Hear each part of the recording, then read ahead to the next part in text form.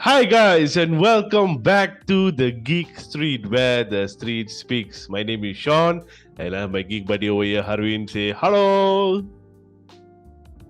Hello guys, what's up? Okay, so we are back with another breakdown episode of She-Hulk, episode 3. So yeah, what was your take on episode 3, Harwin? Give your honest opinion. Well, I think this episode it gives the, for me it feels like too much. I mean there is comedy, but I feel like there's a forced in the comedy. I feel that means like they're trying too much. I mean you would say the lesser the better, that kind of thing. So like, but I understand it's there because even Kevin Feige stated it's supposed to be a comical one and sort, but I feel like the comedy was a bit forced. But besides all of that, I think the episode is still a decent one because the most importantly, what we want is the story moving forward with the storyline, which is very important. So I think the story plot is very well. It was very good. It was very well shown. You know, what's going on with Abomination and what's going on with all the characters in She-Hulk moving forward with the story. I think that one was still fine. So that's why I was still okay about it. That's why I was very still excited about what She-Hulk still can provide for us. So like I said, from episode 1 it's better, episode 2 became better, episode 3 is better. It's story plot wise, I think it's becoming better by better. I think it'll just be a better one as coming episodes.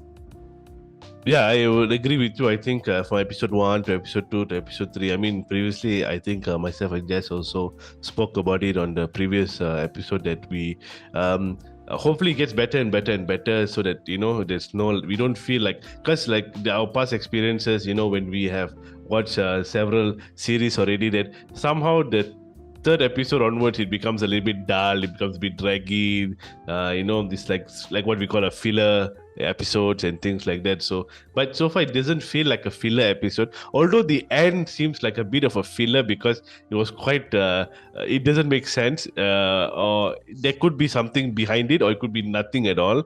If there's something behind it, then that particular scene would have made sense. So but other than that, I think it's getting better, but we don't know the actual plot of the story yet.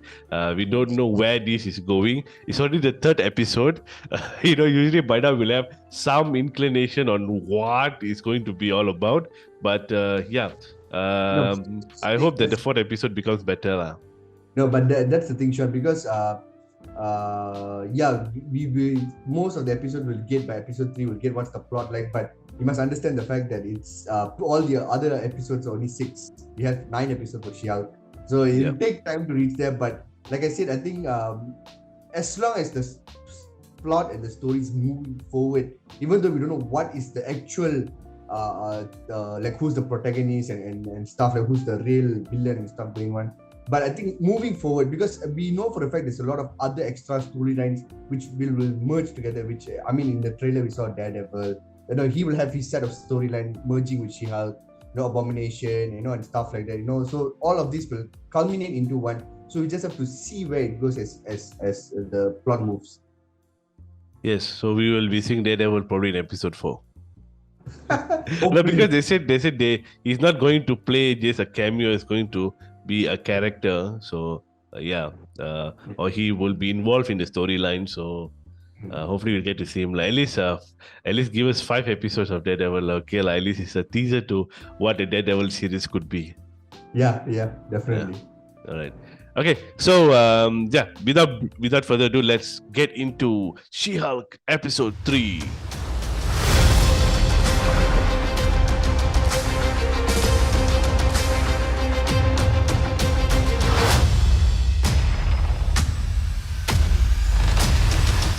Okay, so She-Hulk episode 3 actually opens up at the Cube. We call it the Cube, right? Which is the Supermax prison by the DODC, where Jennifer is meeting with Emil Blonsky because they have to go through their sort of like case to hear his appeal for parole and things like that. That he wants to be free, basically, right? And then that's when in the previous episode that she got to know that there's this thing between him and Wong, and then so he asks why did he escape, because this could be like sort of the downturn to him not getting the parole at the end of the day, like because it shows that he's not reformed and things like that. So then Emil says that he has been forced out by Wong, and things like that. So that means he says that it's not that he wanted to do it, but he was forced into doing it. So then Jennifer goes on this thing, that she wants to meet Wong and things like that. And then you find that Wong has a social media account, so it looks like a sort of like a revamped LinkedIn account, Yeah. yeah. All right. Yeah. And then we also see and then once she's out of the prison, and then she's driving. There's another fourth wall breaking. Like what you said, I think that was they're trying to insert this fourth wall breaking, but it's for me, I feel it's not as good as what how for example Deadpool does it. Yeah. Yeah. No, I think it's big. I mean, we can't really. I mean, they're trying, but at the same point, this fourth wall, I think we can't really condemn much because of Deadpool had the freedom to say whatever he wants because he's R-rated. So that is why we could get the extra laugh out of it. I mean, because this is not to say they cannot think of something else to say about, but they're trying. So we should understand that there's this much they can do, not beyond that, because there's a barrier. Disney is, of course. So that's the only thing, but it's okay. They are trying. I think hopefully they can get well with this fourth wall breaking. Yeah, I mean they've already shot the whole thing, so we don't know how it's going to turn out. But I hope that She-Hulk's fourth wall breaking gets better over time, and doesn't seem like they have to do it just because she does it. Be okay if he doesn't break the fourth wall. Also, it's fine with us. Because we're not that used to a character like She-Hulk. So however that Marvel wants to portray it, I think we are okay with that. It's not but like Deadpool, he does it fantastically well. So so if he doesn't do a fourth wall breaking, it's like we're missing something. But if She-Hulk doesn't do it, so there's no sense. But she also acknowledged that what the fandom has been talking about, that it's actually a Wong verse at the moment. Yeah, she's like, I know you want to see Wong, I think like that, like he's like everywhere already. Yeah. All right. So then sorry, what's that? He's the next Stanley. Yeah, I think he'll make a cameo probably in every series, and you can insert that meme that you inserted earlier. Yeah. All right. And then we see some social media clips going around, and things like that. People talking about She-Hulk, people talking about her in the news, and all to do because of the case that she's handling with Emil Blonsky. And then we see an interview with a guy named Gideon Wilson. So for those of you that don't know, Gideon Wilson is actually Sam Wilson's brother. Oh, really? Wow, I did not really know you didn't know that? In real life, or no? I don't think it's no. Gideon, no. You see Sam Wilson and comics, Gideon Wilson. You didn't get that? No, I mean I know. I mean, not necessarily. There's a Wilson. They're connected, but are you saying? Yeah. No. Okay, we don't know whether it's actually a connection, but in the comics, Sam Wilson has a brother. Okay, yeah. Yeah, okay. and he and Gideon Wilson in the comics has some thing about that with gamma radiation, and he sort of like fights the Hulk as well. Yeah, correct. I mean, I know for a fact Gideon Wilson was from the Hulk comics. He plays a role in the Hulk comics. One of the characters. I mean, not a very. He's probably an antagonist or something like that. I'm not sure. Not famous per se, but just one of the issues of the comics. But then I really don't know if they're going to connect it as Sam Wilson. No. I don't. I think maybe it could be an Easter egg, or could be just a reference, to get us excited. I don't know. But the one in the comics is a pretty buff guy. This guy doesn't look anything like that. Yeah, correct. Yeah, but he just could be just a reference because they're just using names from the comics to insert so that comic readers will get excited seeing certain names and things like that. So, and there will be fools like us who will start doing theories unnecessarily. Hey, theories are not fools. We come up with good No, theories. no, no, no. The theories are not fools, but we are the fools that will do the theories. Not the fools. Yeah. That is Uh, okay. Yeah. Okay. All right. So then we move on to the next scenes where Jennifer gets called into her boss's office and then she sees this jerk, Dennis Bukowski. This guy is damn funny. Lah. I mean, like, he thought he was dating Megan Thee Stallion, but then, he was like, His character is okay. I mean, like, you give him this egoistic dumb dumb guy kind of vibe, that kind of thing. So I think his character is pretty funny. yeah. I like the part where she has go like, you thought you dated Megan Thee Stallion? No, Megan Thee Stallion. She went on like that. I was like, she was telling you are a dumb guy. And he was very confident about it. Like, yeah, I Correct. was.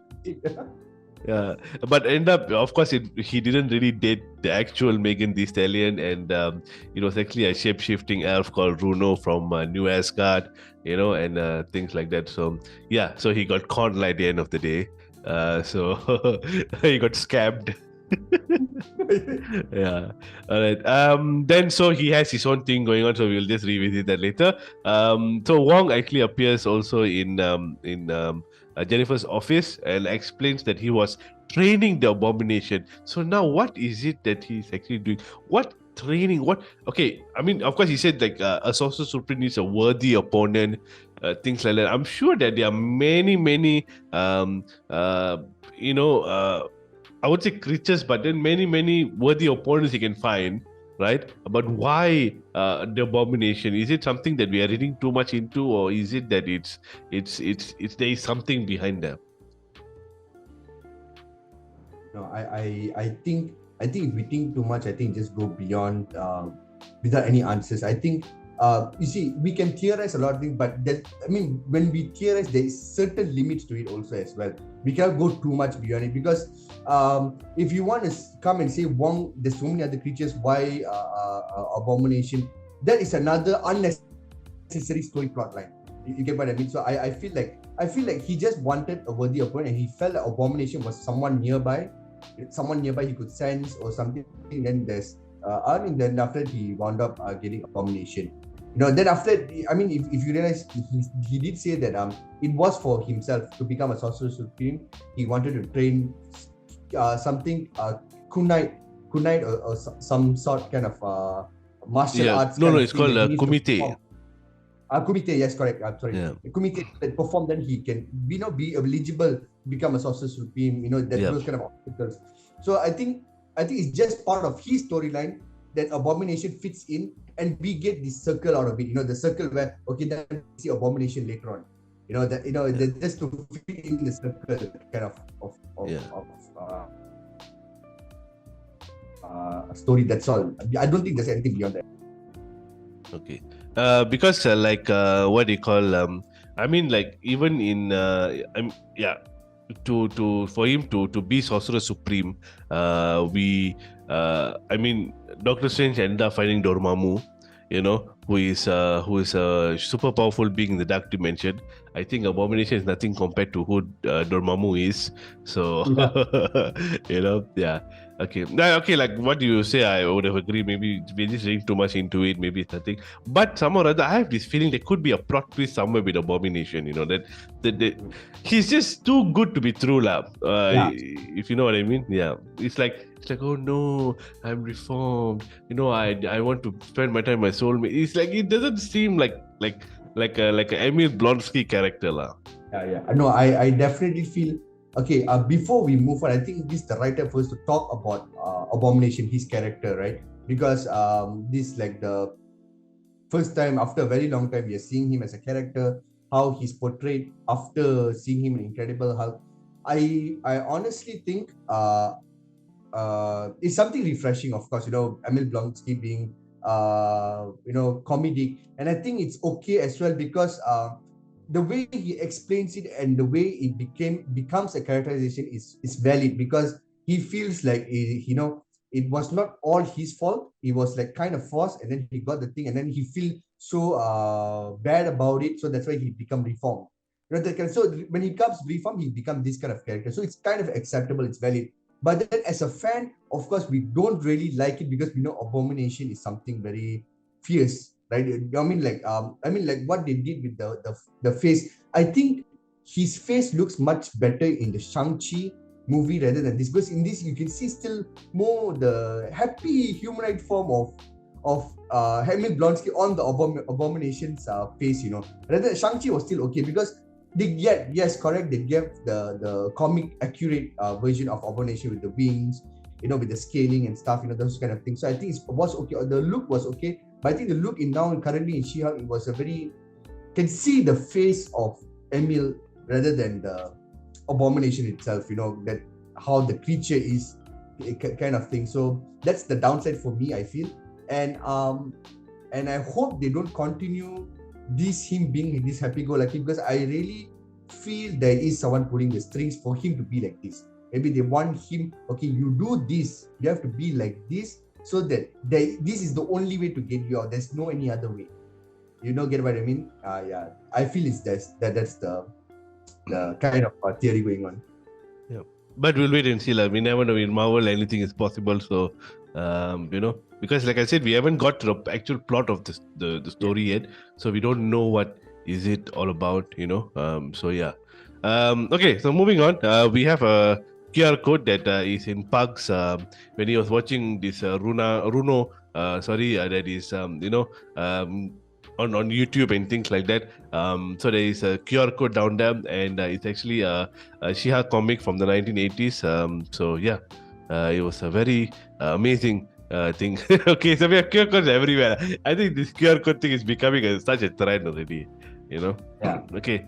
And then of course, then Puck is with Dennis. In the one, they were going back and forth. About how they're going to take up the case, things like that. And then Runo comes, and then suddenly like Dennis comes back in after leaving and says that no, he wants to drop the case and all that. And then Puck finds out it's actually Runo. So yeah, it's quite a nice cameo from like some linkage to a character that we already know. Like Thor and people of Asgard and things like that. So it's quite a refreshing thing since we have not got Thor Love and Thunder in Malaysia.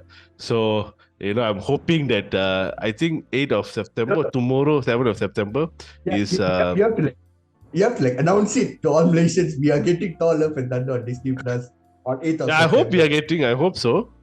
No, we are getting it. Yeah, I mean, okay. It's not Disney Plus, so we are getting it on 8th of September. Yeah. So guys, be prepared and don't forget to watch Thor Love and Thunder. And just to let you all know, we will do. Yes, we will do a breakdown. Yes. Breakdown content based on Thor. It's quite possible because you can watch it over and over again. All right.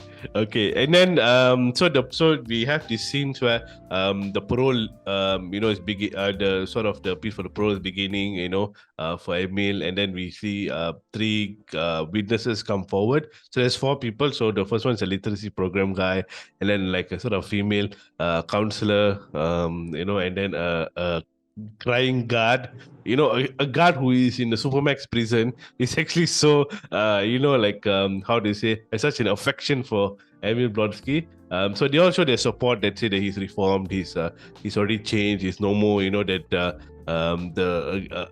sort of have evil intentions or things like that. So yeah, so the whole time Jennifer was waiting for Wong, and then suddenly he shows up late. Wong is sometimes always late to certain things. Yeah. So he comes in and then speaks about this thing about KUMITE, and then it gives that sort of like the Mystic Arts vibes, but at the end of the day, I don't feel that Mystic Arts vibe when he was talking and things like that. So yeah, I think maybe we have seen too much of Wong already. I think we need to take a break.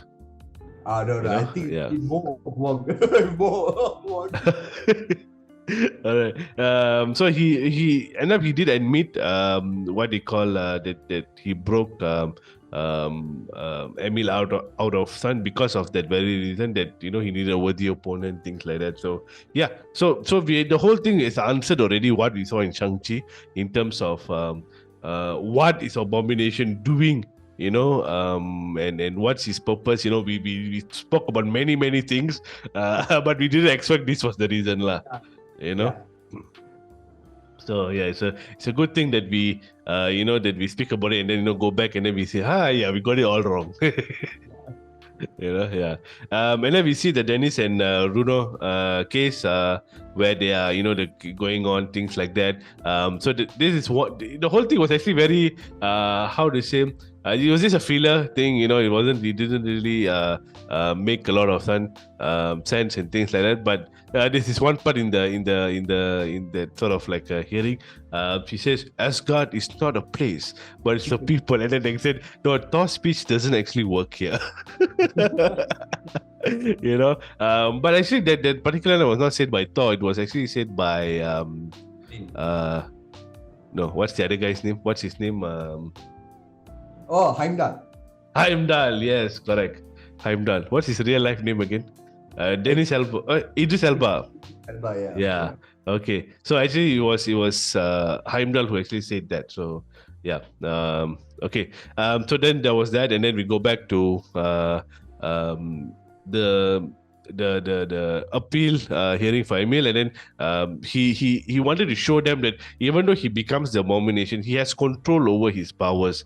So it's sort of like how Bruce Banner merged Bruce and the Hulk together. So this is sort of that, but I don't know how much control he actually has over himself. Yeah.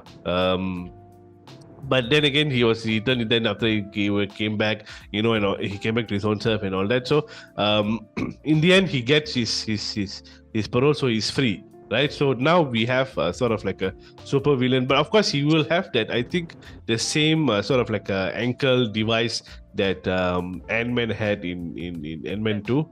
Yeah, so you'll probably have that and things like that. But so the question is, okay, yeah, we said that he's not going to play. There's nothing much that we want to see into it. But like I said, he's free now, so anything can happen. So we'll see how this whole thing becomes,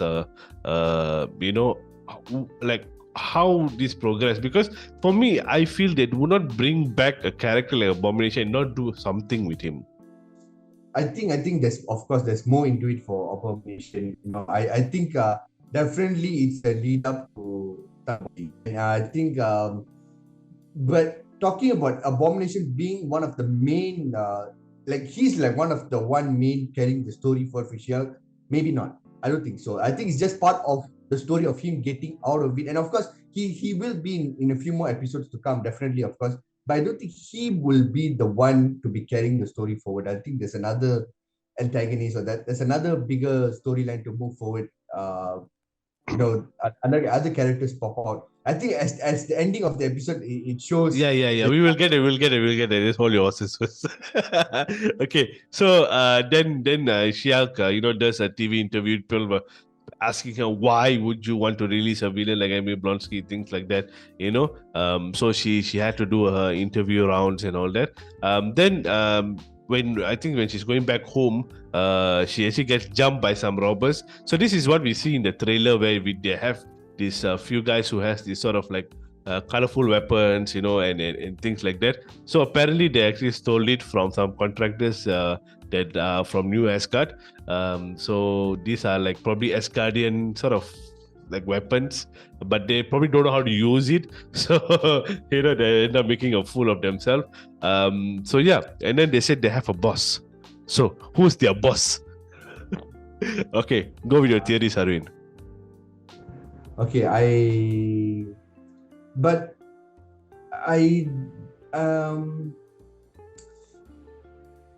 don't know. My gut feeling says I don't think it's Val who's the one wants the blood. I think there's another one. There's another character behind all of this. Maybe there's a possibility of what's her name, Sharon Carter, maybe, because obviously it's the last time we never get it, because she's now practically the power broker, right? So the power broker wants all the weapons or anything that she can get hands on, put inside the vault and keep, and when she wants to use it, kind of thing, she can use it. And then she has all the government contacts, underworld contacts. Of course, I think she probably might have contacts with Val also, but I don't know, but probably it may be Val, but may not be Val. I am not really sure. But my gut feeling says there is some other one behind this plot, taking She-Hulk's blood. Okay. So I mean, of course, She-Hulk doesn't have a set sort of a villain. I mean, things like Titania and things like that. But then they don't seem to be the ones that are the story is moving getting into their sort of battle and things like that. So it's like, there's somebody behind them. Maybe this person could be someone who is so big.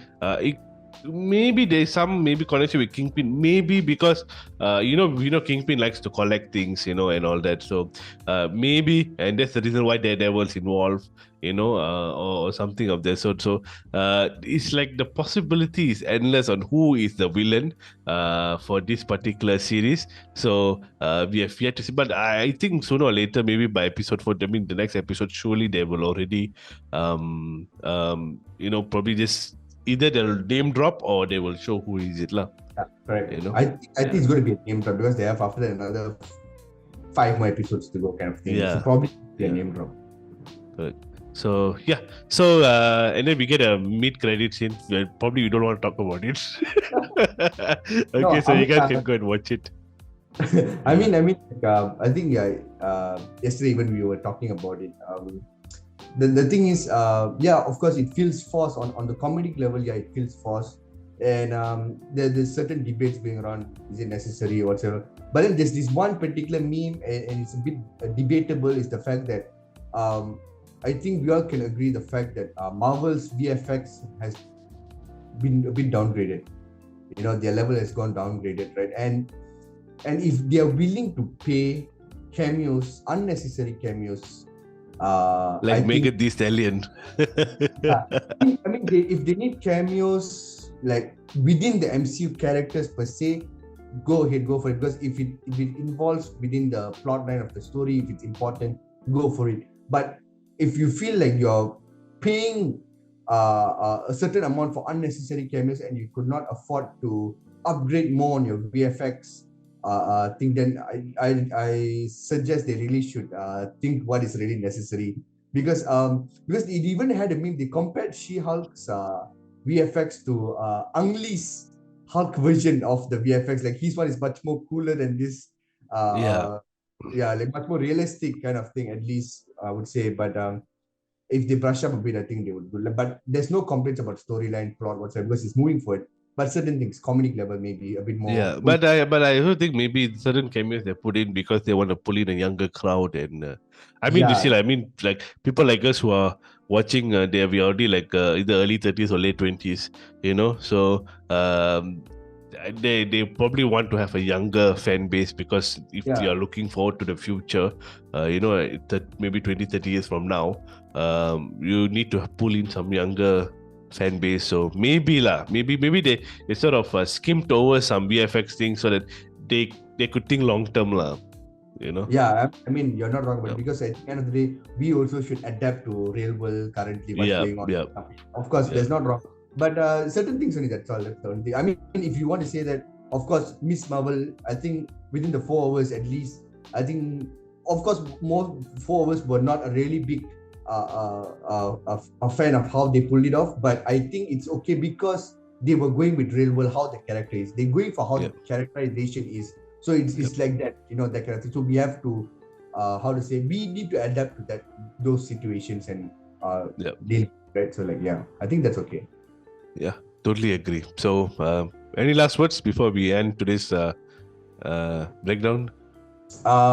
Waiting for She-Hulk episode, the next episode breakdown. And guys, don't forget, we also be discussing on D23. D23. So we can't wait. Yeah. I mean, what I'm seeing on Reddit is that there are going to be plenty of announcements and Yeah. slates, or they could make some changes here and there to the current slate they already have. So it's quite exciting, especially now with the thing about mutants going around. So yeah, there could be. I think it can be a lot of. Yeah, they could drop a few things, information. Maybe not a movie, not a series, but some information on where they're heading towards in terms of how the mutants are going to Some fit rumors into all even this. some some rumors even say that they will reveal the cast of Fantastic Four, all the four Yeah, casts, yeah. and also probably they will dropping one of the trailers. I think the highly anticipated would be the Black Panther trailer. I think that would be the one which they would probably Yeah, drop. but already drop a Black Panther trailer. They could release some more teasers for, No, this Quantumania. Black Panther was teaser. We still haven't got the Yeah, trailer. yeah, we haven't got the full trailer yet, but I think they could drop. Yeah, it's about time they will drop maybe a first full flash trailer, Yeah, and probably reveal more things. But also they could tease more, Quantum Mania, and I think D23 they will tease a lot in terms of the series that they are doing, so the Marvel yeah, series as correct. well. So yeah, a lot of things to look Correct. forward to. So guys, stay tuned, and we will do our best to release as many videos as possible on whatever announcements and theories that we have. So yeah, just catch that, and yeah, so don't forget to like and subscribe to our YouTube channel. Yeah, so that's why you stay up to date in terms of all the videos that we are going to be releasing. I mean, we are really happy.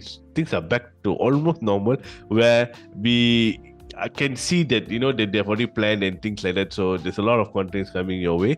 Also, don't forget to like our no, sorry, follow our Instagram and Facebook, where we release. Harvin's been doing a lot of work on that, so we release a lot of behind the scenes, and memes and things like that. So, and occasionally we will post things there, which is there's probably not related, like behind the scenes stuff, like a lot of behind the scenes stuff. So if you guys want to know the kind of how we fool around, so you guys can just follow us on Instagram and Facebook.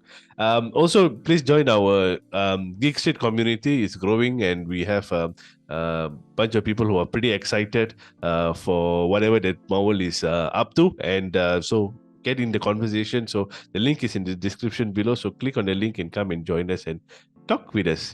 Have a chit chat. All right. So that's it from us today.